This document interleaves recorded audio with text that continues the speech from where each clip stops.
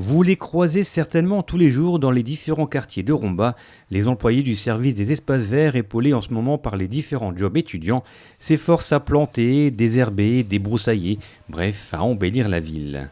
Et si Romba possède le label Villes et villages fleuris 4 fleurs depuis 1999, elle doit se renouveler et se remettre en cause chaque année, et notamment pour répondre aux nombreux critères imposés par le jury national, un jury qui était de passage à Romba mardi après-midi.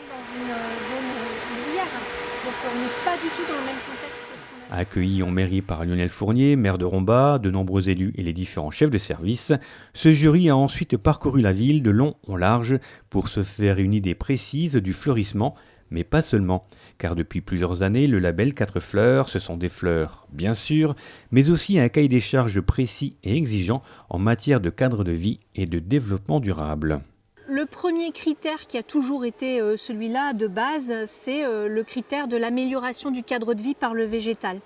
En fait, vous avez le choix, un habitant, s'il hésite entre deux communes, quoi qu'il arrive, il préférera une commune qui est végétalisée, dans laquelle il y a des arbres, des arbustes, des fleurs, mais surtout des arbres. En fait, un arbre diminue la température en été, on le voit aujourd'hui, hein. Entre une place au soleil et une place à l'ombre, il y a un écart de parfois 10 degrés. Donc oui, c'est important. L'amélioration du cadre de vie par le végétal, c'est important. Maintenant, le deuxième critère qui était beaucoup moins important il y a une vingtaine d'années, mais qui est devenu primordial ces derniers temps, eh bien, c'est tous les critères écologiques. Est-ce qu'il y a encore des produits phytosanitaires qui sont utilisés pour le traitement des espaces verts? Est-ce qu'on taille à tout va les arbres ou est-ce qu'on les laisse vivre leur vie? Est-ce qu'on arrose beaucoup ou pas beaucoup? Ça c'est très important en fait, hein. Et là on le voit, le responsable des espaces verts nous a expliqué qu'il modifiait progressivement ces massifs de fleurs pour les transformer en vivaces. Là où il y avait de la plante horticole il y a encore 5 ans, c'est devenu de la plante vivace. La différence entre les deux, c'est qu'elle n'a pas besoin d'être arrosée. Un lilas n'a pas besoin d'être arrosé puisqu'il est habitué à notre climat.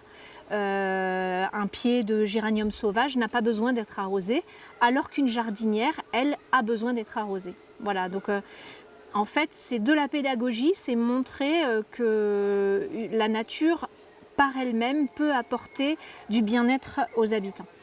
Un bien-être qu'élus et personnels ont essayé de valoriser et de mettre en lumière au cours de cette visite, qui s'est achevée au Fond Saint-Martin avec l'ensemble du personnel, des services techniques et des espaces verts. Et le plus important, c'est aussi le travail en équipe, c'est de voir que les services espaces verts, services techniques sont en synergie. Et donc, Reste maintenant à connaître l'avis du jury, et là, c'est silence radio jusqu'en septembre. Là, on va se réunir d'ici 1 heure. On va débriefer à chaud de ce que les services nous ont présenté. On va décider oui ou non du maintien ou non de la 4e fleur. Et ensuite, on va présenter nos conclusions aux délibérations nationales qui vont se dérouler à Paris le 11 septembre.